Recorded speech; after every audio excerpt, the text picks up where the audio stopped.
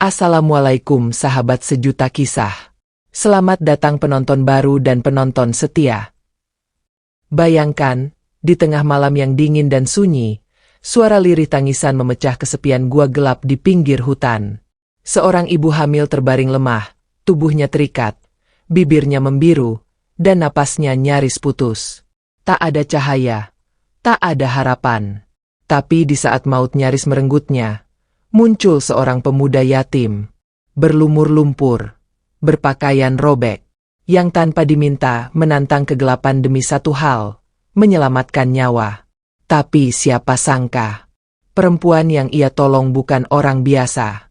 Dan langkah kecil sang pemuda justru memicu perang besar melawan penguasa licik yang haus warisan. Apa yang sebenarnya terjadi di dalam gua itu?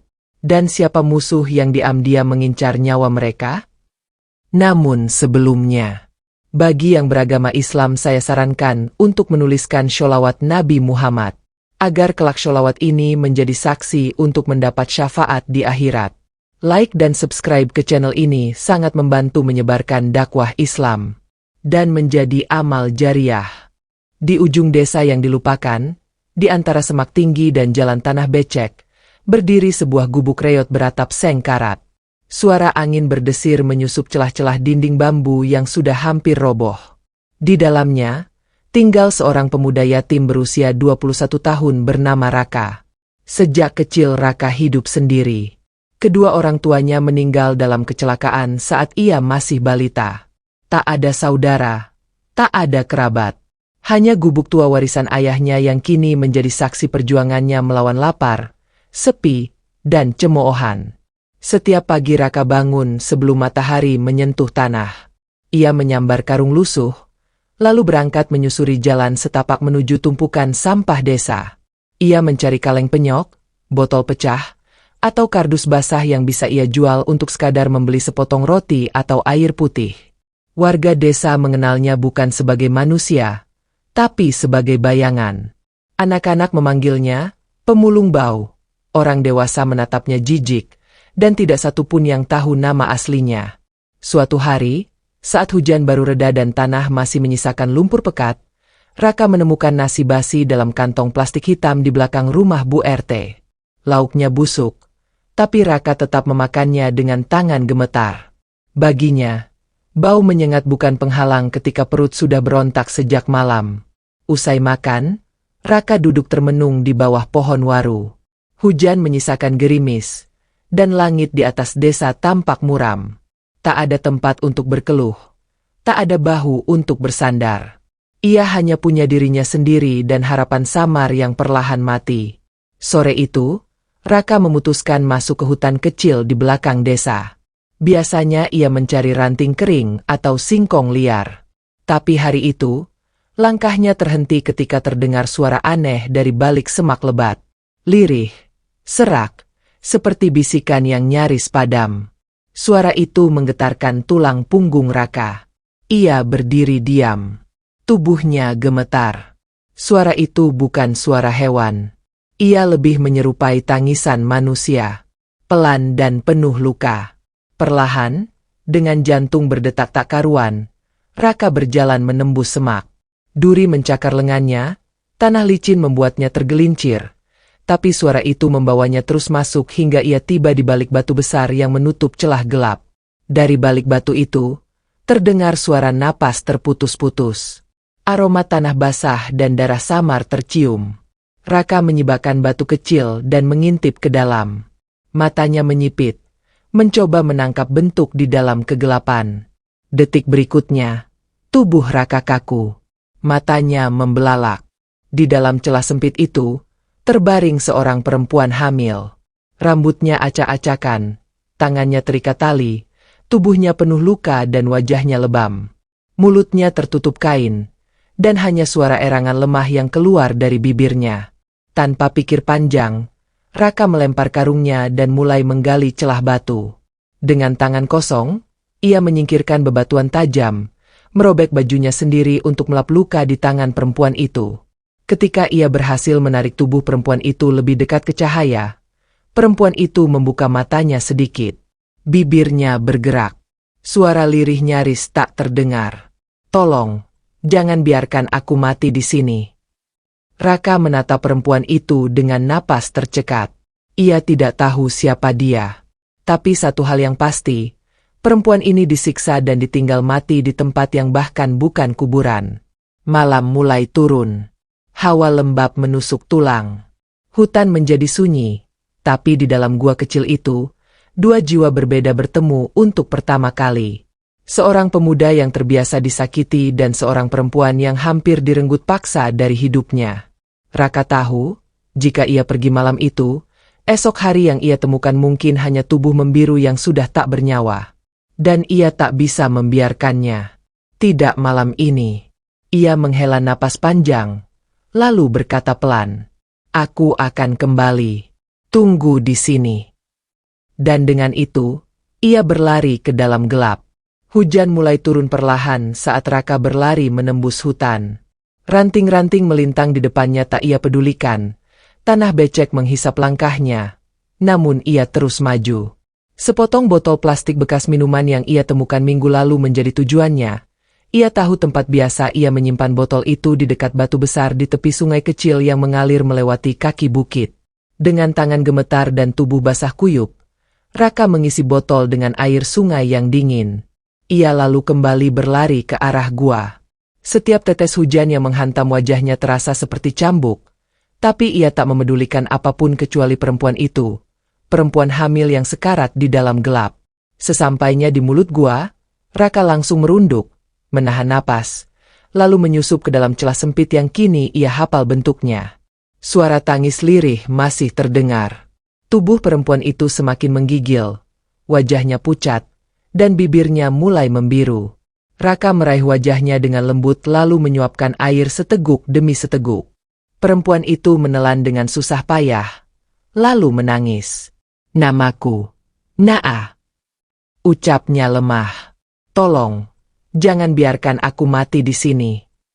Raka mengangguk pelan, tak berkata apa-apa. Ia hanya menatap mata yang sudah nyaris kehilangan cahaya itu, lalu membentangkan sobekan baju lusuhnya sebagai alas duduk. Ia kembali membalut luka di tangan Naa dengan sobekan kain yang masih kering. Kemudian ia menyalakan api kecil dari ranting dan daun kering yang ia temukan di luar gua. Api itu bukan sekadar cahaya, tapi secercah harapan di antara keputusasaan. Malam itu Raka tak pulang ke gubuk.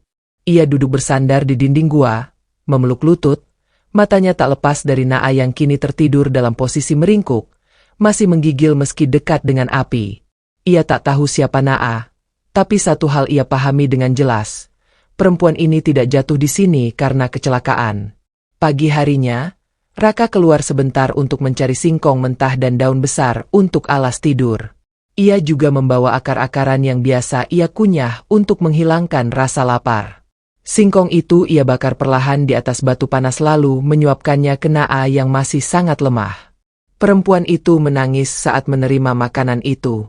"Aku di sini karena suamiku," gumamnya pelan. Dia ingin aku dan bayi ini mati perlahan, agar dia bisa ambil semua warisan."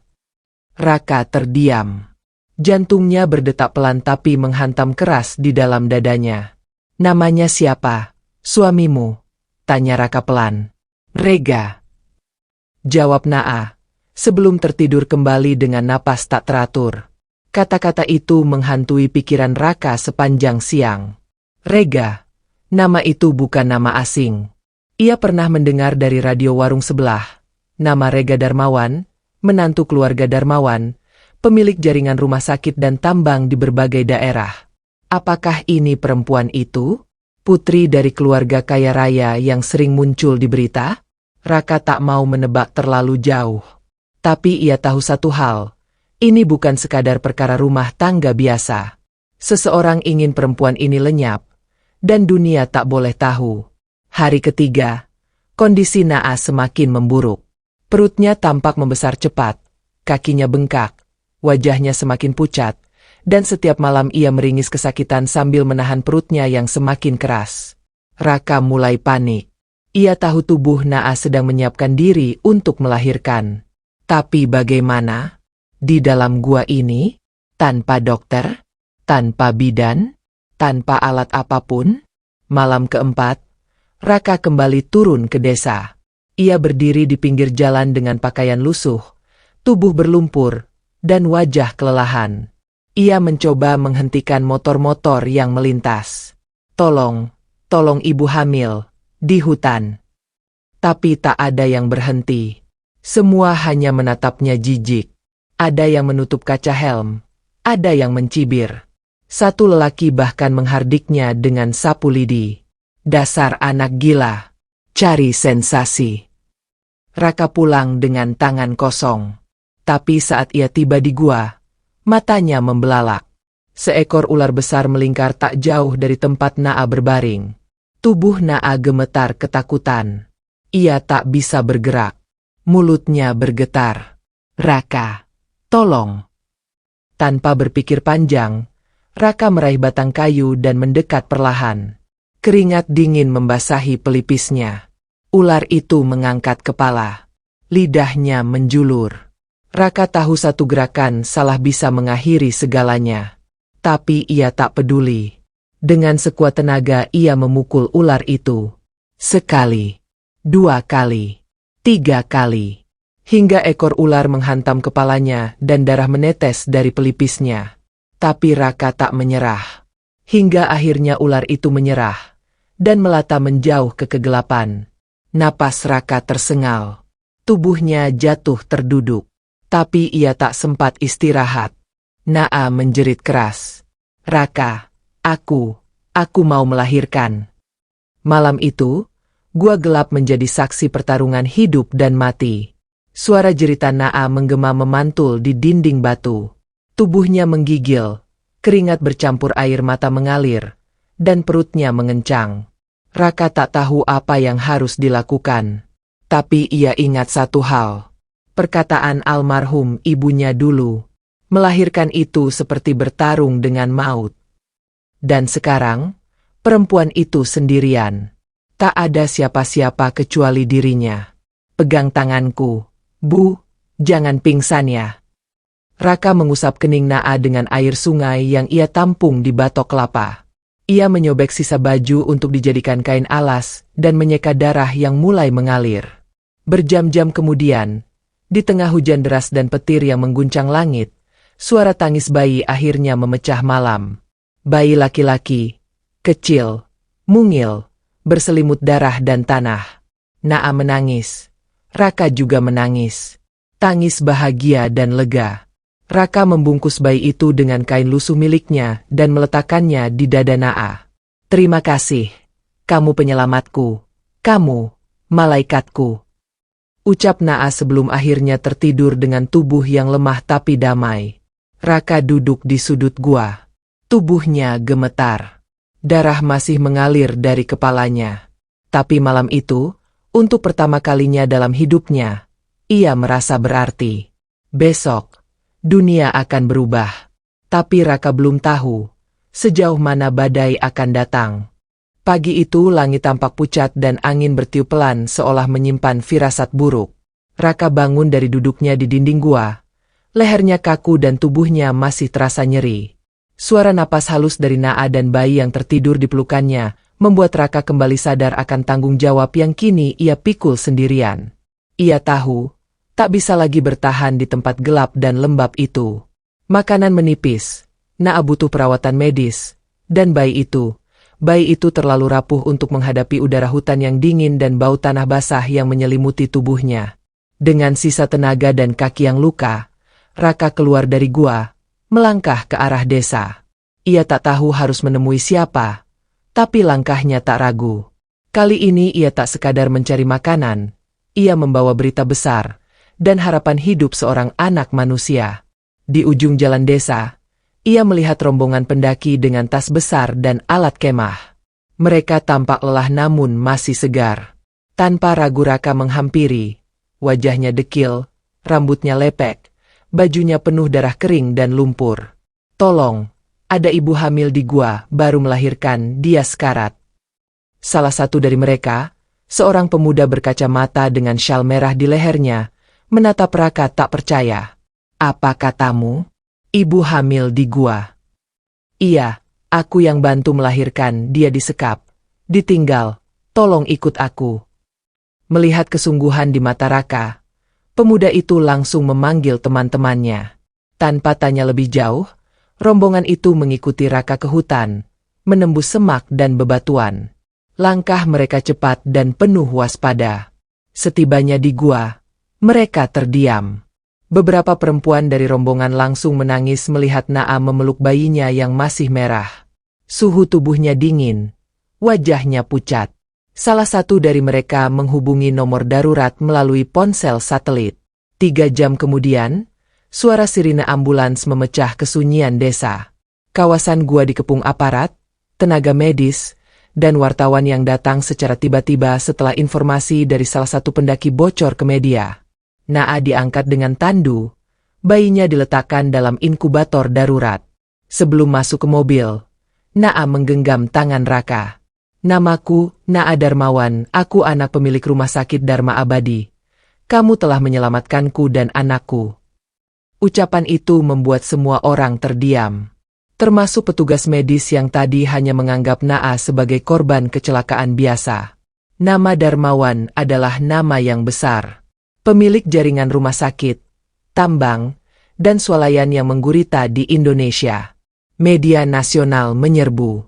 Nama Raka tiba-tiba muncul di layar-layar televisi, media sosial, dan berita daring. Wajah dekilnya yang berdiri di depan gua tersebar ke seluruh penjuru negeri. Pemuda yatim selamatkan pewaris keluarga Darmawan. Pahlawan kecil dari gua terpencil. Pemulung muda gagalkan pembunuhan warisan. Di tengah sorotan itu, seseorang menonton dari balik layar kaca dalam ruang mewah. Rega, pria muda, tampan, dengan jas mahal dan tatapan tajam. Ia menatap layar dengan mata dingin, lalu melempar gelas kristal ke lantai. Kenapa dia masih hidup? Dan siapa anak sialan itu? Rega tak menyangka bahwa istrinya masih hidup. Bahwa bayi itu telah lahir. Dan lebih parah, semuanya berkat seorang anak jalanan yang bahkan tak punya tempat tinggal tetap. Kini, Rega tahu, hidupnya dalam bahaya. Bukan karena polisi, tapi karena bocah itu, Raka. Kembali ke rumah sakit, Naa dirawat di ruang isolasi. Bayi laki-lakinya juga dijaga ketat. Sementara itu, wartawan mengepung pintu ruang perawatan. Tuan Darmawan, ayah Naa, datang dengan iring-iringan mobil hitam. Air matanya jatuh saat memeluk anak dan cucunya. Tapi momen damai itu tak berlangsung lama. Rega tiba-tiba muncul di rumah sakit. Wajahnya tenang, senyum palsunya begitu meyakinkan. Kami sekeluarga sangat terpukul. Saya pikir istri saya sedang keluar kota. Saya bersyukur anak saya selamat. Saya berterima kasih kepada pemuda itu.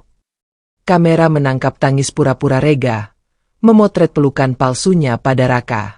Tapi di balik pelukan itu, tangan Rega mencengkeram kuat. Diam. Kalau tidak, kamu yang akan lenyap duluan. Raka menggertakkan gigi. Ia tahu, perang belum dimulai. Sorotan kamera yang semula hangat, perlahan berubah tajam. Rega mulai menyebar uang. Narasi media digeser. Benarkah pemuda itu menculik? Pemulung manfaatkan keadaan untuk popularitas. Anak jalanan dengan ambisi tersembunyi.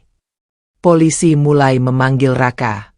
Ia diinterogasi, ditanya berulang kali, diminta mengulang ceritanya tanpa jeda. Suara pemuda 21 tahun itu terdengar lirih dan penuh kejujuran. Tapi sayangnya, hukum lebih percaya pada setelan jas daripada kaos compang-camping. Rega menekan semua pihak. Perawat, dokter, bahkan satpam mulai menjauhi Raka. Hanya Naa yang tahu kebenaran. Namun tubuhnya belum kuat untuk bicara. Suatu malam, Raka berjalan di lorong rumah sakit dan mendengar 2 polisi bicara. Kalau benar anak itu menculik, gampang penjarakan saja. Siapa juga yang mau bela bocah gembel? Kata-kata itu menusuk hati Raka. Dunia yang memujanya kemarin, kini siap menguburnya. Ia kembali ke ruang tunggu, menatap langit malam dari balik kaca, Matanya berkaca-kaca. Tapi ia berjanji, selama Naam masih hidup, ia tak akan menyerah. Karena satu-satunya harapan kebenaran kini hanya tertinggal di dada seorang perempuan lemah dan bayi mungil yang tak berdosa. Di saat yang sama, Rega duduk di ruang VIP rumah sakit. Wajahnya berubah. Bukan lagi suami panik, tapi iblis licik dengan strategi yang matang. Rencana pembunuhan sudah gagal. Tapi ia tak akan kalah begitu saja. Dan Raka, tanpa ia sadari, kini menjadi musuh sistem yang besar. Sistem yang tak pernah berpihak pada kebenaran.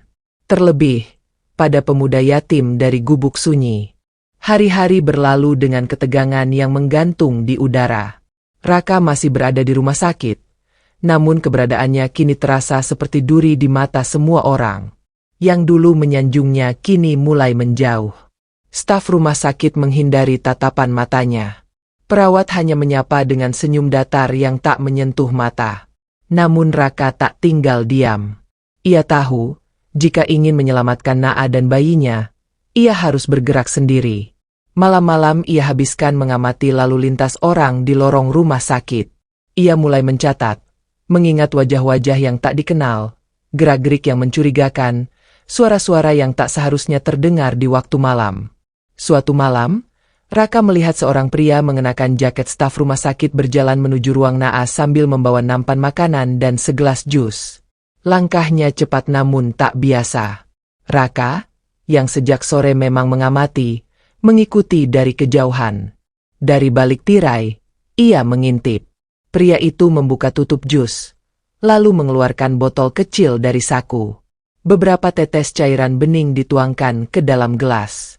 Raka menahan napas. Jantungnya berdetak seperti genderang perang. Pria itu pergi tanpa menyadari dirinya sedang diawasi. Raka segera masuk ke dalam dan mendapati Naa tertidur. Dengan langkah hati-hati, ia mengambil gelas jus itu dan menyimpannya dalam kantong plastik. Ia tak tahu jenis racun apa yang ada di dalamnya. Tapi ia tahu ini bukan hal biasa. Pagi harinya, Naa muntah hebat. Tubuhnya lemas dan bayinya mulai demam. Dokter hanya berkata itu hal wajar. Tapi Raka tahu, itu bukan sekadar reaksi biasa. Ia mencoba melapor, namun hanya dianggap bocah terlalu banyak menonton sinetron. Tolong, jangan anggap aku gila, aku lihat dengan mata kepala sendiri. Ujar Raka kepada seorang dokter senior yang hanya menatapnya dingin. Anak seperti kamu, jangan mencampuri urusan orang dewasa. Raka menunduk, tapi pikirannya justru semakin bulat. Malam itu ia menyelinap ke ruang Naa dari jalur belakang, saat semua tertidur. Naa masih lemah, namun matanya terbuka. Raka duduk di sampingnya, membisikkan apa yang ia lihat. Bu, seseorang ingin meracunimu lagi. Sama seperti waktu di gua, aku lihat sendiri. Naa menggenggam tangan Raka erat. Air mata menetes. Bibirnya bergetar. Jangan bilang siapa-siapa, ambil bukti, simpan baik-baik. Sejak malam itu, Raka mulai merekam semua yang mencurigakan. Ponsel pemberian salah satu wartawan kini jadi senjata utama. Ia menyimpan video pria misterius itu, suara perawat yang berbisik pelan tentang perintah Rega, dan bahkan percakapan satpam yang berbicara soal mengamankan anak itu sebelum terlambat. Pada hari kelima, sebuah kabar mengejutkan mengguncang rumah sakit. Bayi Naa, cucu keluarga Darmawan, hilang dari ruang inkubator. Semua alarm berbunyi. Para perawat berteriak. Dokter jaga pucat pasi. Kamera CCTV di lorong mendadak gelap selama 7 menit sebelum kejadian. Naa menjerit. Tubuhnya yang belum pulih roboh di lantai. Ia menangis memanggil nama bayinya. Dua perawat mencoba menenangkannya. Tapi suara jeritannya menembus dinding rumah sakit. Raka mendengar kabar itu dari ruang tunggu. Ia langsung berlari. Matanya mencari. Namun dua satpam menghadangnya. Mereka sudah memegang foto Raka dan perintah untuk tidak mengizinkannya mendekat. Maaf, kamu dilarang masuk. Itu anak yang aku selamatkan. Aku mau pastikan dia masih hidup. Perintah dari atas. Jangan ganggu. Raka memberontak. Ia mendorong, meneriakkan nama Naa. Tapi tak ada yang peduli.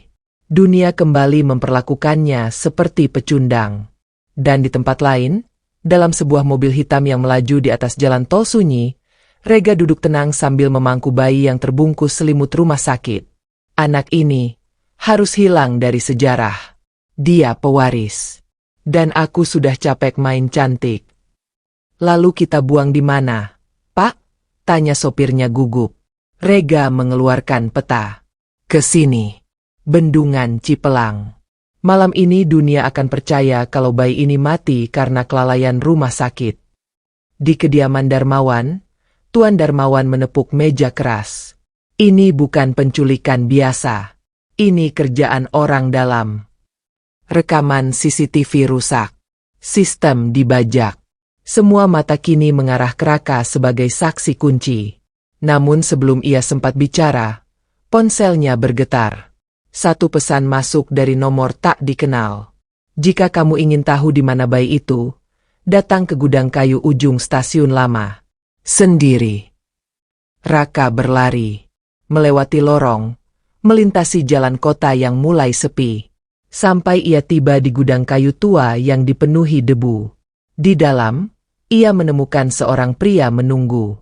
Bukan Rega, tapi sopir Rega. Pria itu gemetar. Aku gak sanggup. Aku supirnya Rega. Aku culik bayi itu. Dia mau buang anak itu di bendungan Cipelang. Aku tinggalin mobilnya waktu isi bensin.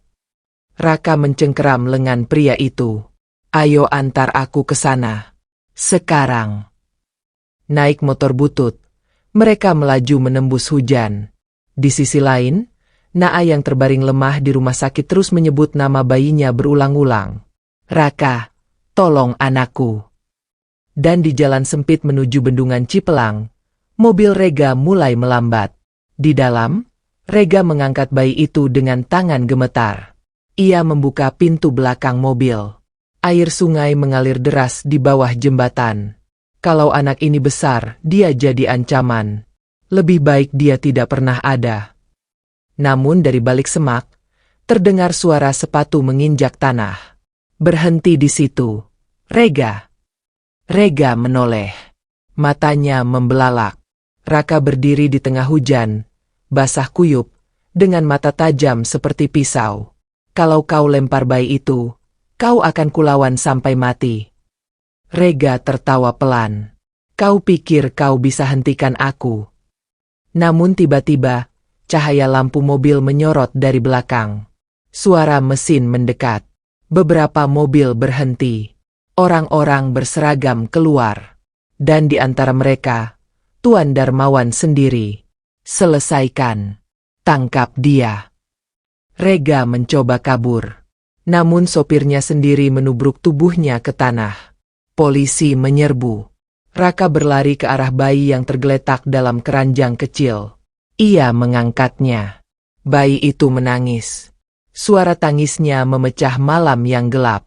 Dan malam itu, gua kelam yang dahulu menyimpan keputusasaan, kini telah melahirkan harapan. Tapi perjalanan Raka belum selesai. Karena dunia belum sepenuhnya berpihak pada kebenaran. Pagi itu, Rumah Sakit Pusat Jakarta berubah menjadi lautan kamera. Wartawan dari berbagai media nasional berkumpul di halaman depan. Semua ingin melihat dan mendengar langsung dari keluarga Darmawan yang baru saja mengalami drama terbesar dalam sejarah bisnis mereka. Dari dalam ruang VIP rumah sakit, Naa memeluk bayinya erat. Matanya bengkak karena tangis dan kurang tidur. Di sampingnya duduk Raka. Tubuhnya masih mengenakan baju basah yang sudah mengering, penuh lumpur dan noda darah. Matanya sayu, namun sorotnya tak hilang. Penuh tekad, penuh luka. Tuan Darmawan berdiri di tengah ruangan, dikelilingi keluarga besar, pengacara, dan perwakilan direksi perusahaan. Sebagian wajah kerabat tampak tak suka melihat Raka berada di sana. Bisik-bisik terdengar. Itu anak dari mana sih? Jangan sampai dia dikasih bagian warisan. Dia cuma mau cari sensasi. Jangan bawa ke keluarga. Namun Tuan Darmawan mengangkat tangannya. Ruangan mendadak sunyi. Saya tidak akan bicara panjang lebar, ucapnya tegas. Beberapa hari terakhir membuka mata saya. Anak yang saya besarkan sejak kecil, Rega, ternyata iblis berbaju manusia. Dan yang menyelamatkan darah daging saya bukan kerabat, bukan kolega, bukan pejabat, tapi seorang pemuda yatim piatu yang bahkan tidak punya sepatu. Raka menunduk. Jari-jarinya mencengkeram ujung kursi. Ia tak tahu harus merespons bagaimana. Hatinya berkecamuk. Mulai hari ini, lanjut Tuan Darmawan, saya umumkan di hadapan semua saksi di sini, bahwa Raka, anak yang telah menyelamatkan Naa dan cucu saya, adalah anak asuh resmi keluarga Darmawan. Ruangan hening. Lalu gemuruh bisik-bisik pecah. Beberapa keluarga memprotes. Ada yang berdiri dan mengepalkan tangan. Namun sebelum kata-kata protes keluar, Naa berdiri pelan dengan tubuh lemah. Namun suara yang keluar dari bibirnya tegas dan lantang. Siapapun yang pernah berada di gua itu tahu, Raka bukan cuma penyelamat. Dia adalah penjaga hidupku, penjaga anakku, dan aku tak butuh darah bangsawan. Aku butuh orang yang berani berdiri saat semua orang lari. Dan Raka adalah keluargaku. Tuan Darmawan mengangguk. Dan bukan cuma itu. Seluruh hak waris yang sebelumnya disiapkan untuk Rega akan dialihkan untuk mendukung masa depan Raka dan Naa. Raka terdiam. Seluruh dunia seakan runtuh di sekelilingnya. Bukan karena takut, bukan karena gembira, tapi karena rasa tak percaya. Dunia yang dulu menggigit dan meludahinya kini membuka pintu megah di hadapannya. Namun Raka tahu pintu yang terbuka terlalu cepat sering menyimpan jebakan. Sejak hari itu, wajah Raka menghiasi berbagai majalah. Ia diwawancarai stasiun televisi nasional, diminta hadir dalam seminar, dan disebut dalam pidato presiden. Tagar Raka Pahlawan Seti menjadi trending selama 3 hari di berbagai platform sosial media. Tapi tidak semua pihak senang. Di balik jeruji besi, Rega memukul dinding sel. Ia menjerit, memaki, namun tak ada yang mendengarnya. Kasusnya kini diproses sebagai percobaan pembunuhan, penculikan, dan peracunan terhadap istri dan anak sendiri. Sementara itu, Raka mulai hidup di rumah keluarga Darmawan. Ia belajar memakai jas, belajar makan dengan sendok dan pisau. Namun ia tetap memilih mengenakan pakaian lusuhnya. Hatinya belum terbiasa dengan kemewahan. Setiap malam, ia duduk di balkon, memandang langit. Namun bintang-bintang yang biasa ia lihat dari atap gubuknya, kini tak terlihat. Cahaya kota menutupinya. Suatu malam, ia memberanikan diri masuk ke kamar Naa. Wanita itu sedang menyusui bayinya. Raka berkata pelan, "Bu Naa, kalau karena saya keluarga ibu jadi diganggu, saya bisa pergi." Naa menoleh dengan mata berkaca. Ia bangkit, mendekap Raka erat. "Jangan pernah bilang begitu. Kamu bukan beban. Kamu anugerah. Kalau bukan karena kamu, aku dan anakku mungkin hanya jadi berita kematian. Kalau mereka tidak suka, biar aku yang lawan. Bukan kamu yang harus mundur." Raka menangis pelan. Ia lupa rasanya dipeluk. Lupa bagaimana rasanya dicintai tanpa syarat. Tapi dunia orang dewasa tak seperti pelukan ibu. Dunia itu dipenuhi serigala berbulu sutra. Kerabat-kerabat Tuan Darmawan mulai gerah. Beberapa mulai menarik saham. Ada yang membocorkan data perusahaan ke media.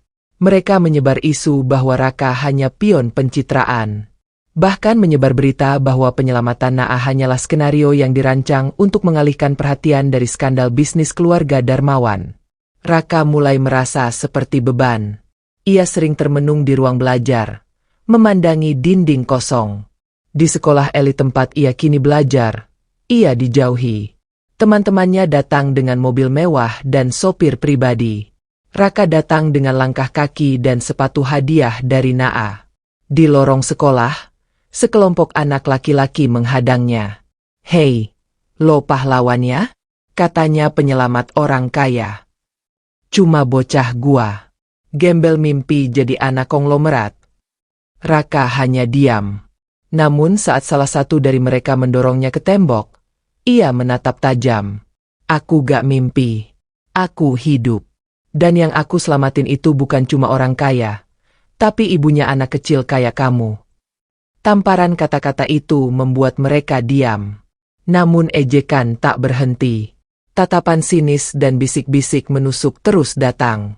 Raka kembali merasa sendirian di tengah gedung megah. Suatu siang, Raka pulang ke kamarnya dan menemukan sebuah amplop coklat tua di atas ranjang. Di dalamnya, sebuah foto. Foto dirinya duduk di halte, dikelilingi anak-anak jalanan. Di balik foto itu tertulis dengan tinta merah. Gembel tetap gembel. Kalau kamu terus naik, kami akan jatuhkan semuanya. Termasuk yang kamu sayang. Raka menggenggam foto itu erat. Dadanya panas. Matanya tajam. Tapi wajahnya tak gentar. Malam itu, ia duduk di ruang kerjanya. Meja kecil penuh kertas, foto, dan catatan. Layar laptop menyala menampilkan wajah seorang jurnalis muda dari media independen. Kalau kamu yakin, aku akan bantu sebar, ucap jurnalis itu. Tapi kamu harus siap. Begitu ini keluar, kamu bukan anak kecil lagi. Kamu akan dilihat sebagai ancaman. Raka mengangguk pelan. Aku gak cari dipuji. Aku cuma gak mau kebusukan orang kuat dimakamkan bersama nama baik mereka.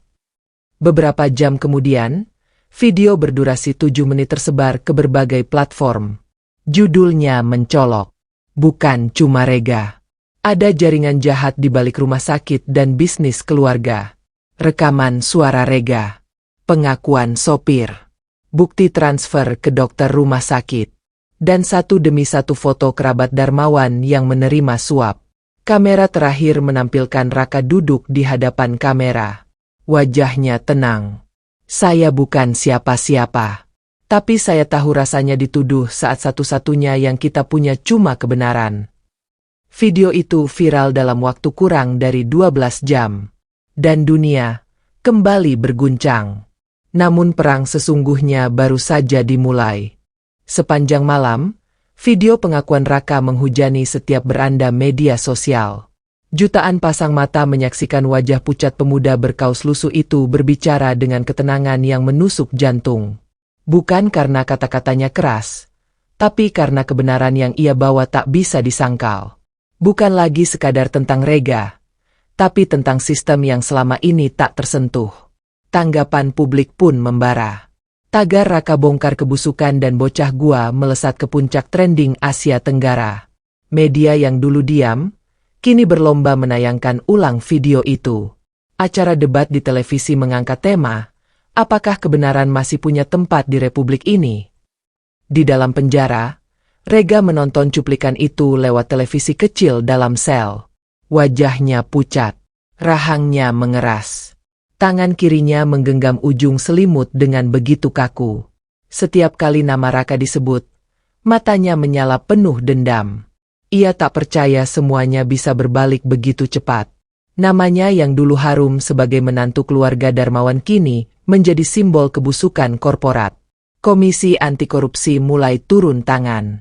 Rumah sakit tempat Naa hampir diracun diselidiki. 3 dokter senior dipanggil.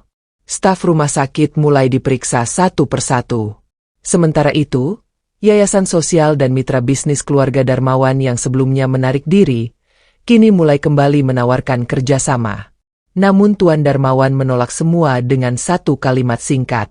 Kami tidak butuh pencitraan. Kami butuh perubahan. Seminggu kemudian, di desa tempat Raka dulu tumbuh sebagai pemulung yang tak diakui, sebuah panggung kecil berdiri di tengah lapangan rumput. Ratusan warga berkumpul. Anak-anak, ibu-ibu, bahkan para pemuda yang dulu melempari Raka kini berdiri di barisan depan, menunduk penuh rasa bersalah. Di atas panggung, Raka berdiri dengan kemeja sederhana.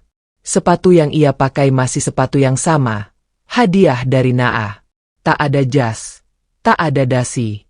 Hanya pemuda biasa dengan luka lama yang belum sepenuhnya sembuh.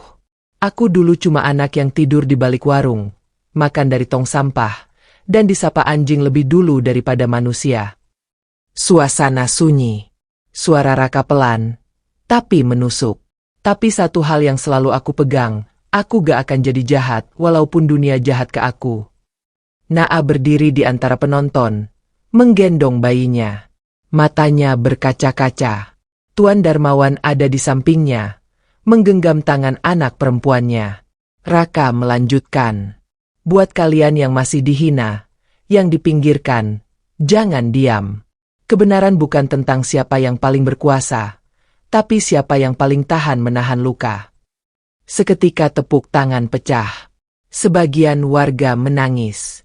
Beberapa anak kecil memeluk Raka dan berkata, "Bang, aku pengin jadi seperti abang."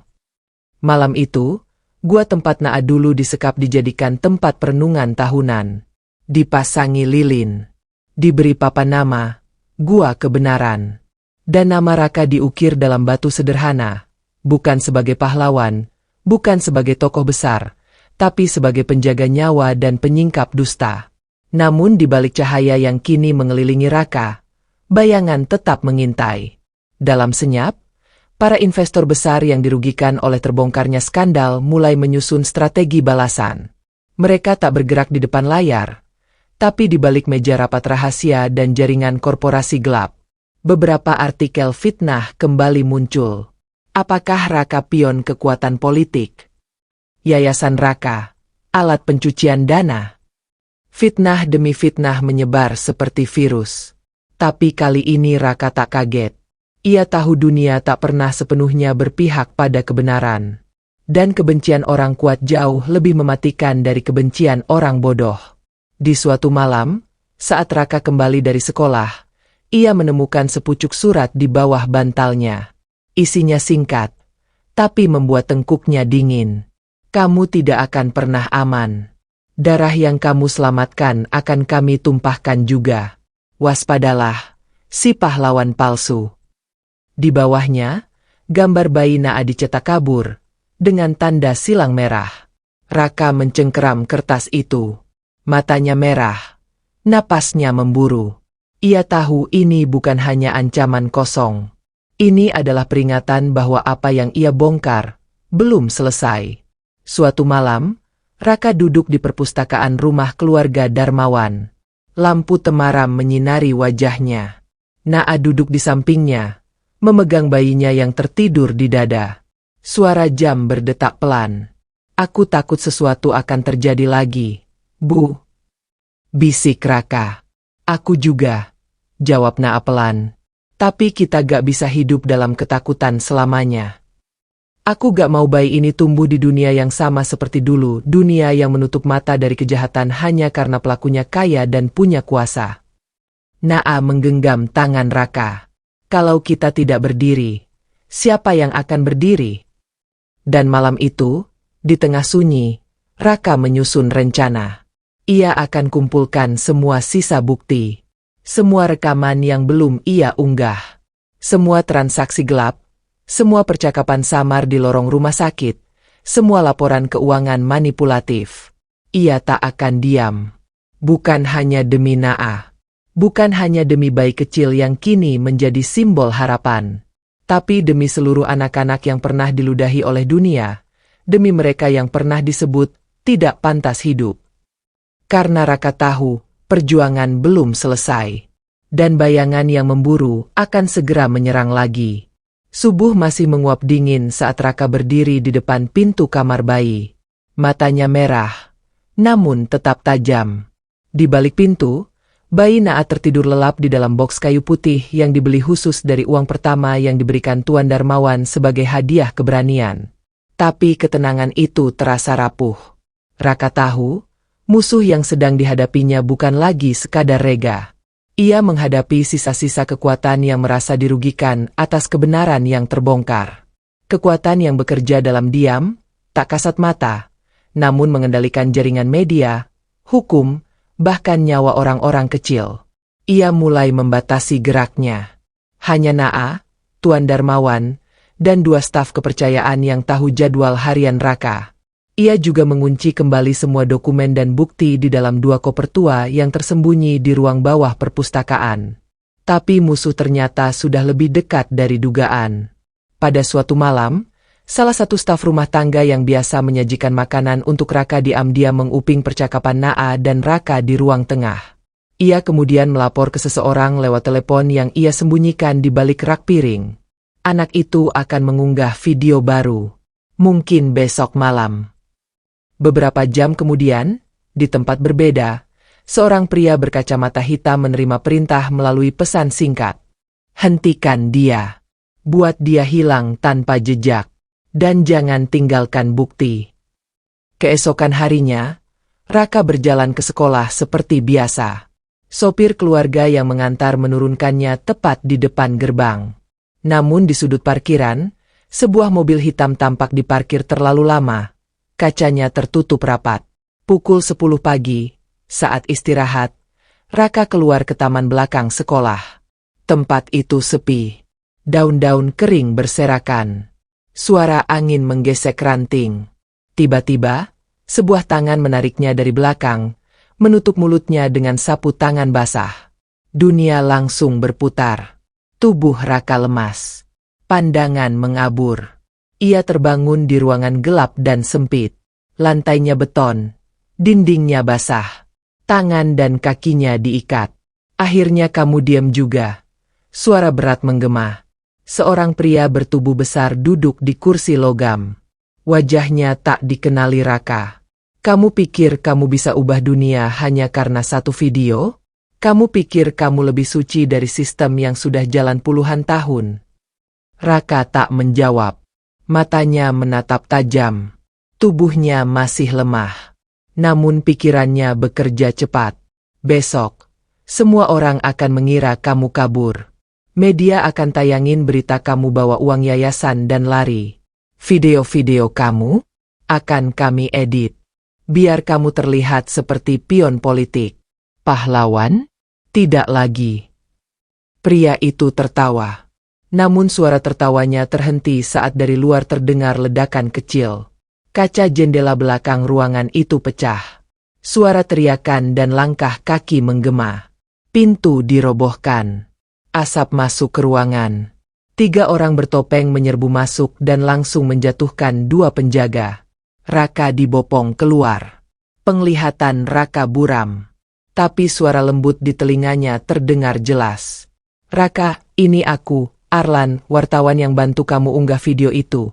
Kamu disabotase, kami melacakmu dari chip pelacak yang kamu sembunyikan di sepatu. Raka hanya sempat mengangguk lemah sebelum semuanya gelap. Malam itu, Naa menunggu di ruang keluarga dengan wajah cemas. Tubuhnya menggigil. Bayi di gendongannya mulai rewel. Ketika ponselnya berdering, ia hampir tak sanggup mengangkatnya. Namun saat suara Arlan terdengar, tangisnya pecah. Dia selamat. Naa, kami temukan dia. Tapi kamu harus cepat bersiap, mereka akan balik menyerang dan mereka bawa senjata besar. Beberapa menit kemudian, iring-iringan mobil polisi dan 1 unit dari divisi khusus cybercrime tiba di rumah keluarga Darmawan. Rakit bukti yang disusun Raka sejak berbulan-bulan lalu akhirnya dijadikan laporan resmi.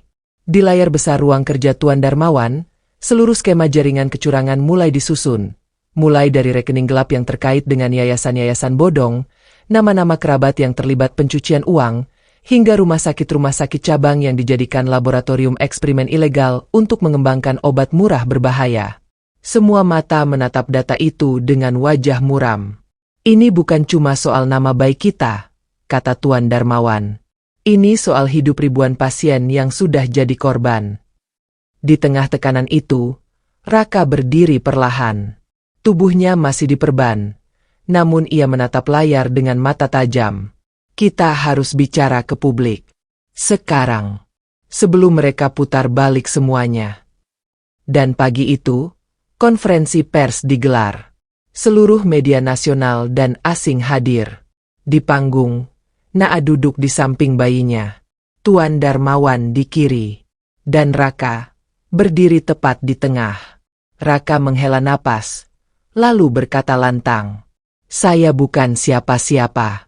Tapi saya pernah melihat seseorang diracun hanya karena dia perempuan hamil.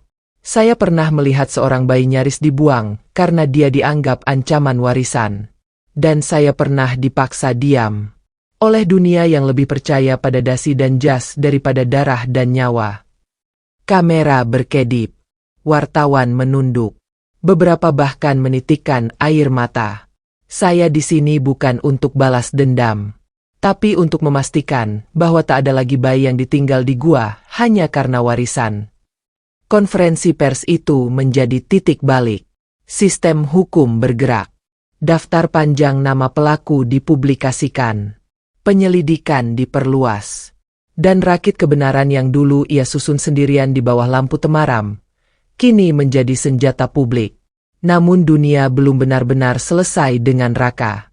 Karena hari itu, di layar salah satu komputer tim investigasi, muncul satu file rahasia. Judulnya, Rencana C Cadangan Warisan Terakhir. Dan nama Raka tertulis di sana sebagai target. Sehari setelah konferensi pers itu mengguncang media nasional, keluarga Darmawan berada dalam pengawasan ketat. Tim keamanan tambahan disebar, kamera pengawas dipasang di setiap sudut rumah utama, dan rakit dokumen mulai dipindahkan ke tempat yang lebih aman. Namun Raka tahu bahaya terbesar bukan lagi di luar, melainkan di dalam. Pukul 1 dini hari, saat semua penghuni rumah sudah tertidur, Raka masih terjaga. Ia duduk sendirian di ruang belajar tua, membuka kembali file digital yang ditemukan oleh tim forensik investigasi. Judul file itu masih terpatri jelas di benaknya. Rencana C Cadangan Warisan Terakhir. Dengan jari gemetar, Raka membuka isi file tersebut. Layar laptopnya menampilkan grafik skema kepemilikan saham rumah sakit, daftar pemilik yayasan fiktif, dan jaringan dana siluman yang berputar melalui 5 negara. Namun di halaman terakhir, satu tabel membuat darah Raka nyaris membeku. Di bawah kolom berjudul penerus penghalang, hanya ada satu nama, Raka Ardiansyah. Dan di sampingnya, ditulis, status, target eliminasi, metode, penghilangan kredibilitas, sabotase, isolasi, eksekusi diam-diam. Tubuh Raka kaku. Napasnya menahan di tenggorokan. Namun saat ia hendak menutup file itu, satu folder terbuka otomatis, berisi potongan rekaman suara. Ia memutar salah satunya. Suara Rega terdengar jelas. Kalau Darmawan mati besok, pewaris tertua jatuh ke anaknya. Tapi kalau anak itu hilang, dan istrinya lumpuh, semua jatuh ke aku. Dan kalau si bocah dari gua itu naik daun, kita cari cara buat dia kelihatan gila. Raka menutup laptop perlahan. Matanya penuh sesak. Bukan karena takut, tapi karena rasa sesak yang tak bisa diungkap. Ini bukan lagi tentang dirinya. Ini tentang sistem yang sudah bersiap membunuh siapapun yang menyentuh kebenaran. Pagi harinya, Raka menyerahkan data itu langsung ke unit kejahatan terorganisir. Laporan darurat dikeluarkan. Perlindungan ekstra diberikan untuk Naa dan bayinya. Namun satu hal yang membuat tim penyelidik terdiam adalah satu nama asing dalam struktur organisasi rahasia itu, Hendarta Surya. Hendarta adalah paman tua dari pihak Ibu Tuan Darmawan, yang selama ini tinggal di luar negeri dan jarang muncul ke publik. Namun menurut rekam jejak transaksi, ia adalah pendonor utama di balik semua proyek Yayasan Bayangan. Dan lebih mengejutkan lagi, ia sudah kembali ke Indonesia seminggu sebelum Naa ditemukan di gua. Dia bukan cuma pengamat, ujar salah satu penyidik. Dia adalah otak.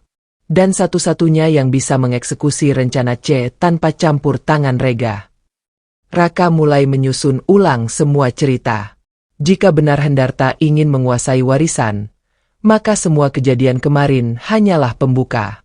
Dan target sesungguhnya bukan Raka, tapi bayi Naa. 2 malam setelah itu, Raka terbangun oleh suara gaduh dari kamar Naa. Ia langsung berlari. Jantungnya berdetak cepat. Saat tiba, Naa duduk ketakutan di tepi tempat tidur. Wajahnya pucat, tubuhnya gemetar. Aku lihat seseorang tadi berdiri di balik jendela, dia pakai topi hitam. Raka langsung memeriksa keluar.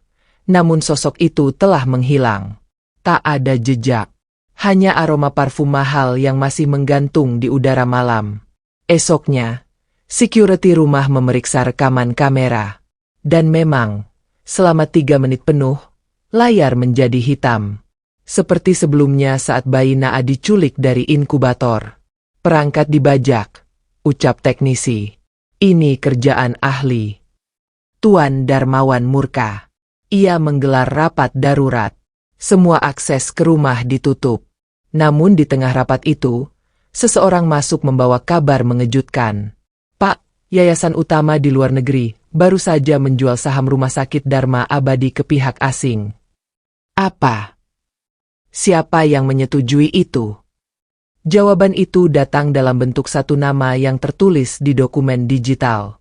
Hendarta Surya. Tuan Darmawan terduduk. Wajahnya mendadak pucat. Tidak mungkin. Tidak tanpa tanda tangan asli. Dia palsukan surat kuasa, sudah lewat pengesahan internasional. Kita tak bisa tarik balik tanpa bukti. Raka menatap Tuan Darmawan. Ini baru permulaan. Di malam ke-7, Raka kembali menyelinap ke ruang bawah perpustakaan. Ia membuka laci tua yang dulu pernah digunakan Tuan Darmawan untuk menyimpan dokumen keluarga. Dan di sana, ia menemukan satu bundel surat berwarna coklat tua, penuh debu, dengan segel lilin merah. Salah satu surat di dalamnya bertuliskan, Surat waris Darmawan generasi kedua, saksi tunggal, anak tertua. Di bagian bawah tertulis nama yang membuat bulu kuduk Raka berdiri, Naila Darmawan. Dan di halaman terakhir, tertulis kalimat ini, jika sesuatu terjadi padaku, maka seluruh warisan jatuh ke anak perempuanku. Jika ia tak mampu menjalankan, maka hak itu dititipkan kepada penjaga nyawanya, hingga anaknya cukup umur untuk mengambil kembali. Mata Raka berkaca. Surat itu ditandatangani langsung oleh ibu kandung Tuan Darmawan. Dan tanggalnya 2 bulan sebelum beliau wafat mendadak karena kecelakaan di tangga rumah, yang dulu disebut kecelakaan biasa. Semua mulai masuk akal. Mereka mencoba membunuh Naa karena ia adalah penghalang. Mereka menculik bayinya karena pewaris masih hidup. Dan mereka ingin menghancurkan Raka karena ia disebut sebagai penjaga. Raka berdiri pelan. Di depan cermin tua, ia melihat bayangannya sendiri.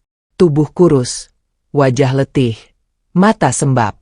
Namun kali ini, di sorot matanya tak ada lagi keraguan. Kalau ini soal darah, maka aku adalah duri yang mereka tak bisa cabut. Di tempat lain, di sebuah hotel mewah tersembunyi, Hendarta Surya duduk bersandar dengan tatapan dingin. Di depannya, 2 orang pria berkemeja gelap membuka peta rumah Darmawan. Besok malam, 1 kali serangan. Bawa bayi itu, buang ke luar negeri. Matikan anak itu, atau matikan warisannya. Dan di luar sana, malam mulai turun perlahan. Angin membawa firasat. Dan Raka tahu. 1 langkah lagi, semuanya akan terbakar. Malam ke-9 sejak bayi Naa diselamatkan dari rencana pembunuhan pertama, rumah keluarga Darmawan dipenuhi kesunyian yang tidak wajar. Setiap langkah kaki di lorong kini terdengar lebih keras. Setiap derit pintu menciptakan bayangan cemas di dinding. Di ruang tengah, Naa duduk memandangi boks bayi yang perlahan digoyangnya dengan telapak tangan. Wajahnya terlihat lebih kurus, mata sembab namun tajam. Tak jauh darinya, Raka berdiri membungkus sebuah paket kecil, isi dari koper penyimpanan yang selama ini ia rahasiakan. Rekaman, dokumen, surat waris asli, hingga bukti transaksi ilegal. Kalau mereka berhasil masuk, dan aku tak bisa keluar, bisik Raka pada Naa, berikan ini ke pengacara kita. Jangan tunggu aku. Naa menggenggam tangan Raka erat. Aku gak akan diam. Kamu sudah bawa aku sampai sejauh ini. Sekarang giliran aku menjaga kamu. Raka menatap mata Naa. Dan untuk pertama kali, sejak semuanya dimulai, ia merasa tak sendiri lagi. Pukul 2 dini hari. Dari arah taman belakang, 2 pria berpakaian teknisi menyelinap melewati pagar. Mereka menonaktifkan 2 kamera pengawas, lalu bergerak cepat ke arah dapur. Tangan mereka cekatan menempelkan alat kecil ke panel listrik rumah. Lampu di ruang bawah padam. Dalam kegelapan itu, seseorang masuk melalui pintu garasi. Langkahnya halus, tenang, tapi mematikan. Hendarta Surya tak datang bersama pengawal malam ini.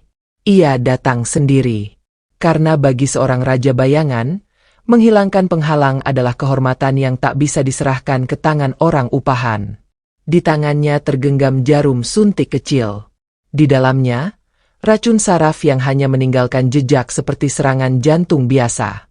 Namun Raka sudah bersiaga. Ia berdiri di balik pintu dengan sebilah besi di tangan kanan dan senter di tangan kiri. Matanya tak berkedip saat siluet pria itu muncul di ujung lorong. Bayangan tinggi, langkah pelan, wajah separuh tertutup topi. Raka bergerak cepat. Cahaya senter menyilaukan mata lawan. Besi menghantam ke bawah, tapi Hendarta lebih cepat. Ia menangkis dan memukul dada Raka dengan siku. Raka terhempas ke lantai. Napasnya nyaris terputus. Anak seperti kamu, terlalu keras kepala untuk ukuran pengemis. Suara Hendarta berat dan pelan. Tapi kamu harus tahu, kamu bukan bagian dari darah kami. Kamu hanya penghalang. Raka terbatuk. Namun ia tersenyum. Aku gak butuh darahmu. Aku cukup punya keberanian. Ia menyentuh saklar darurat yang dipasang Arlan 2 hari lalu. Alarm rumah berbunyi keras. Seluruh lampu menyala. Satpam dan tim polisi khusus yang disiapkan selama 2 hari terakhir langsung masuk dari segala arah. Hendarta mencoba kabur. Tapi pintu keluar sudah dikunci otomatis. Dalam kepungan cahaya dan senjata yang mengarah padanya, pria tua itu mendongak dan tertawa. Terlalu lambat. Nah, kamu pikir hanya satu rumah yang kutarget? Tidak, jawab Raka sambil berdiri pelan. Tapi kamu lupa satu hal. Apa? Aku bukan sendirian lagi. Dari arah balkon, Naa berdiri dengan ponsel di tangan. Kamera video diaktifkan. Siaran langsung ditayangkan di semua kanal yang sudah terhubung dengan jaringan media independen. Wajah Hendarta terpampang. Suaranya terekam. Rencananya terungkap. Dalam satu malam, ia berubah dari bayangan menjadi pusat sorotan. Penangkapan Hendarta menjadi berita utama selama 5 hari berturut-turut. Seluruh jaringan ilegal yang ia bangun selama puluhan tahun terungkap. Lebih dari 30 orang ditangkap.